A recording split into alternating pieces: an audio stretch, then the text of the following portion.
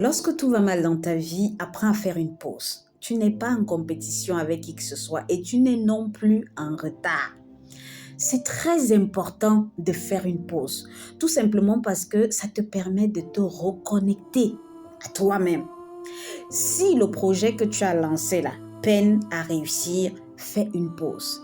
Si ta vie n'est qu'une succession d'échecs, que ce soit sur le plan personnel, que ce soit sur le plan professionnel, fais une pause.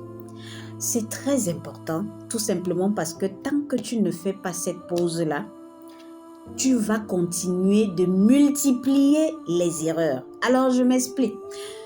Ce qui se passe souvent lorsqu'on échoue, c'est qu'on a la rage. On a la rage parce qu'on voit comment les autres ne font que réussir, surtout avec les réseaux sociaux qui nous dépriment encore.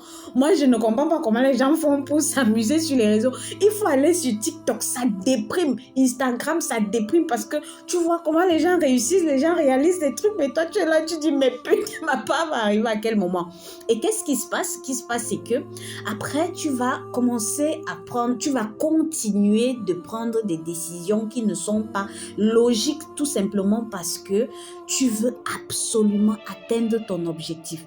Par exemple, dans le business, moi j'ai commis cette erreur-là et parfois je me dis souvent, et si je m'étais arrêté quelques minutes, si j'avais pris la peine d'analyser un peu tout ce qui m'arrivait en ce moment-là, je pense que je n'allais pas commettre encore autant d'erreurs qui m'ont encore fait perdre énormément d'argent. C'est la même chose dans le domaine personnel. Tu sors d'une relation toxique. Tu ne prends même pas la peine d'analyser ce qui t'arrive. Tu es déjà dans une autre relation tout simplement parce que tu as la pression sociale, les enfants, la famille. Tout le monde te demande, tu te maries quand? On t'invite dans les mariages, c'est énervant. Même tes propres parents te regardent comme ça, que celle-ci, la même, elle va nous donner le petit-fils quand? Même les hommes font. On a la même pression. Donc moi, ce que j'ai envie de te dire, c'est que lorsque tu as l'impression que ta vie n'est qu'une succession d'échecs, c'est pas toujours une question du diable. Peut-être, oui, ils ne sont pas innocents, c'est-à-dire les sorciers, mais je pense quand même qu'il faut que tu apprennes à faire une pause. Faire une pause te permet de te reconnecter à toi-même, te permet de prendre conscience de la situation, du merdier dans lequel tu te trouves et ça va te permettre également de bien analyser les choses pour savoir comment faire pour déjà les résoudre et ne plus commettre les mêmes erreurs. Alors faire une pause, ça veut dire quoi? Si tu aimes boire l'alcool comme moi, comme ça là, mon chéri ou ma chérie, prends même un week-end. tu saoules, tu dors. Si tu aimes t'amuser, aller en boîte, vas-y.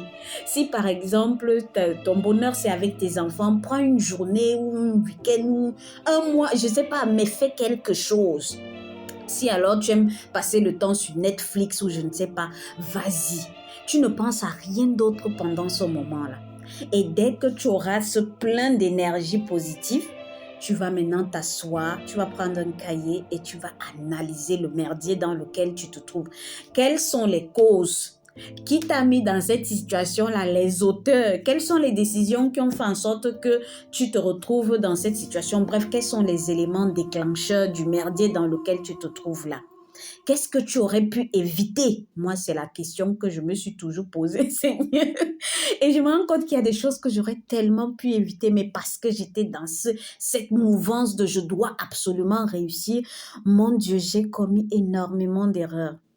Donc, quand tu vas finir de faire cette analyse-là, toi-même, tu vas te rendre compte qu'il y a des choses que tu aurais pu éviter. Et après, tu vas dresser un plan d'action pour sortir du merdier dans lequel tu te trouves là. Parce que moi, je dis souvent, la vie est très courte pour passer du temps triste et surtout pauvre. Moi, je ne conçois pas une vie sans argent. Donc, peu importe le merdier dans lequel je suis, moi, je dois trouver l'argent.